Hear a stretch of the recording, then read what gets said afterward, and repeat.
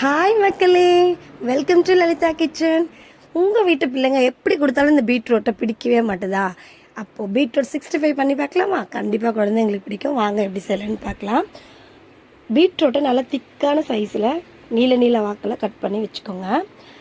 கடலை மாவு 2 ஸ்பூன், அரிசி மாவு 2 ஸ்பூன், 1 ஸ்பூன் மிளகாய் பொடி, 1 ஸ்பூன் கார்ன்ஃப்ளவர் பொடி, தேவைக்கேற்ற கருவேப்பிலை, தேவைக்கேற்ற உப்பு போட்டு கொஞ்சம் நல்லா மிக்ஸ் பண்ணிக்கோங்க. காயிலே கொஞ்சம் தண்ணி இருக்கும். அதுக்கப்புறமா தேவைக்கேற்ற தண்ணி தெளித்து நல்லா மிக்ஸ் பண்ணி வச்சுடுங்க. இப்போது எண்ணெய் நல்லா காஞ்சதுக்கப்புறம், எண்ணெய் நல்லா சூடானதுக்கப்புறமா நீங்கள் இந்த காயை போட்டு பொரிச்சு எடுத்திங்கன்னா நல்லா அருமையாக 65 ரெடி ஆகிடும். ஒரு 5 நிமிஷம் சிம்மில் வைக்கணும், ஏன்னா காய் கொஞ்சம் வேகணும் இல்லையா. ஃபஸ்ட்டு ஹையில் வச்சுக்கோங்க, அதுக்கப்புறமா சிம்மில் வச்சுக்கோங்க.